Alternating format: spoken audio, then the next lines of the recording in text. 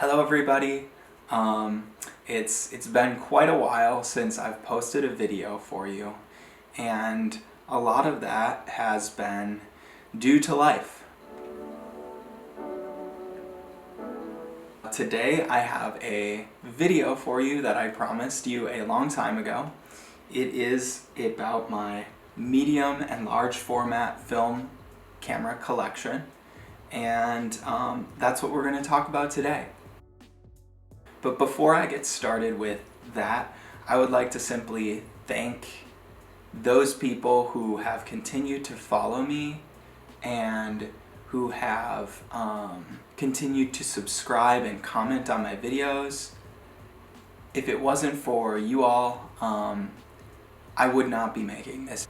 It is because of you that I am back, and I'm going to be making a few more videos for you because people seem to like the content that I'm creating. So thank you all so much. I really mean it. If it wasn't for you, this video wouldn't be created.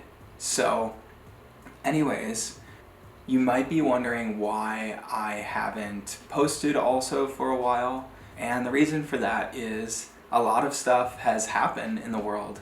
The pandemic happened, which has affected everyone, probably including yourself.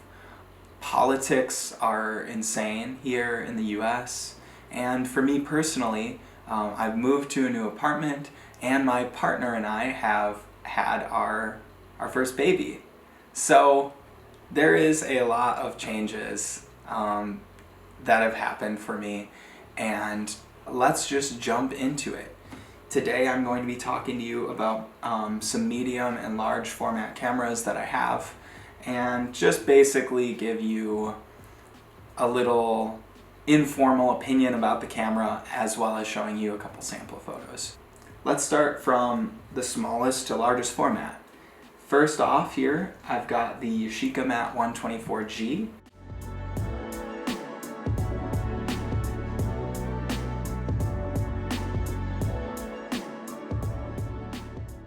This was my first medium format camera, and I love this camera. In terms of build quality, it is very solid, and in terms of durability, it's also pretty solid. This camera seems very well made and well put together and assembled. It's a pretty light camera. It doesn't feel like the most durable camera, especially compared to maybe a Rolleiflex, which I've also owned in the past, but it still feels mechanically smooth and the ergonomics are awesome. The lens also has a really interesting character to it. So here are a couple sample photos.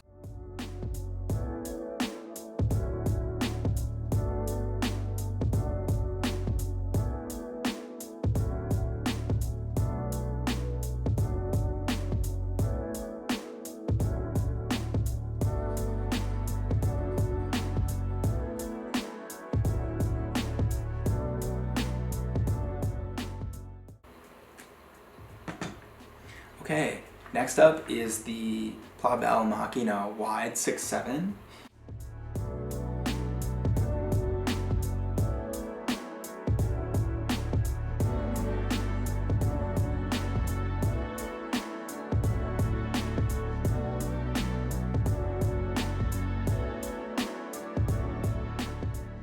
This is a foldable rangefinder camera. You get 10 shots per roll, and this is the wide version. So it has the 55 f4.5 Nikon lens. It's a very sharp lens, and it has a lot of character. This lens renders in a way that I don't think very many cameras, either 35 millimeter medium format or large format renders. It just has a very unique look to it. Here are a couple sample photos.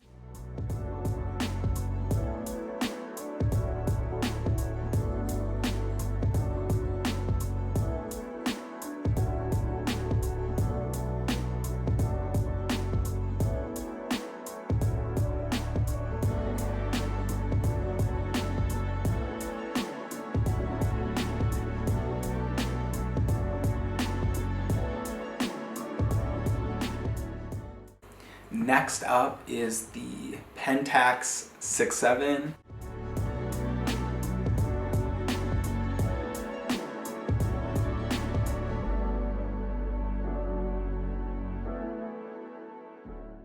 Many of you know this camera.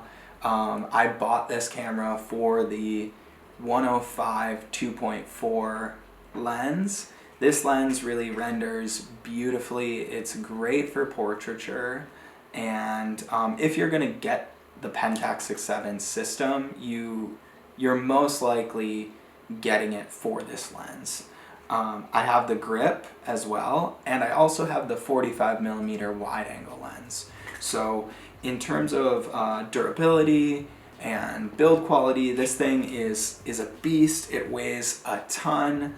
Some people complain about that in terms of use, but in my opinion, if you go out with intention to use this camera, there's no problem with the build quality, and there's no problem with the weight and bulk of this camera. So anyways, here are a couple sample photos.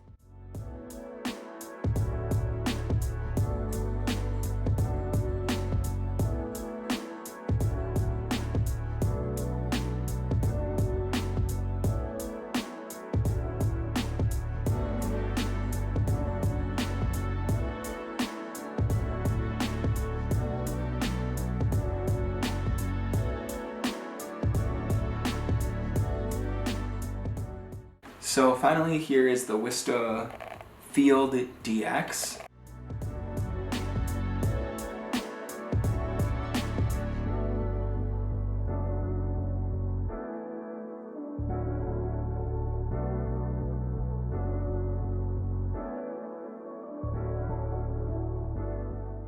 It is a 4x5 camera. It is made out of rosewood and has gold metal accents.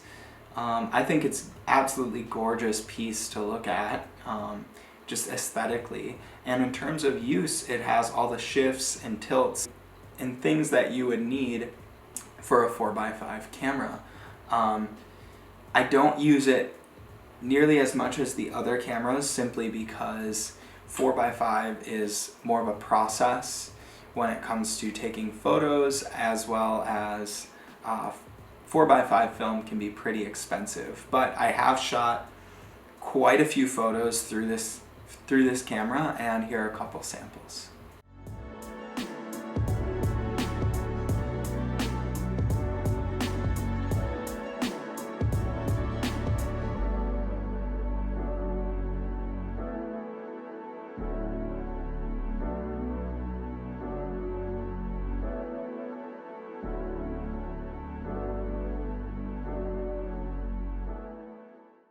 So you might be wondering to yourself, which one of these cameras do I use most?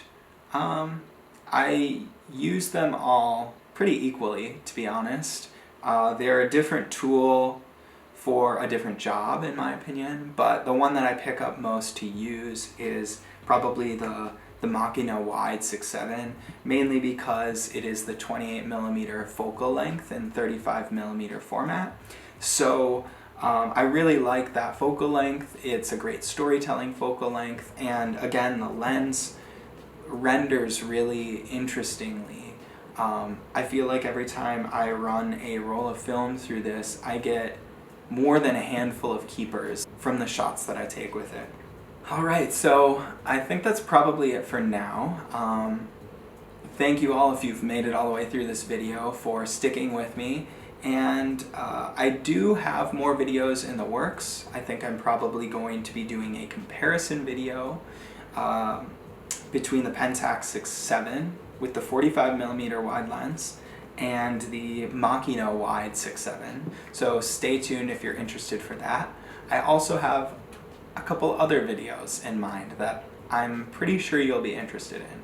Anyways, thank you all again so much for your support, your continued support, your comments, your likes, and if you're just seeing these videos for the very first time, please consider subscribing to my channel. Honestly, it is all the support from you all that keeps me motivated to continue putting this content and information out on the internet. So until next time, have an awesome rest of your week. Peace.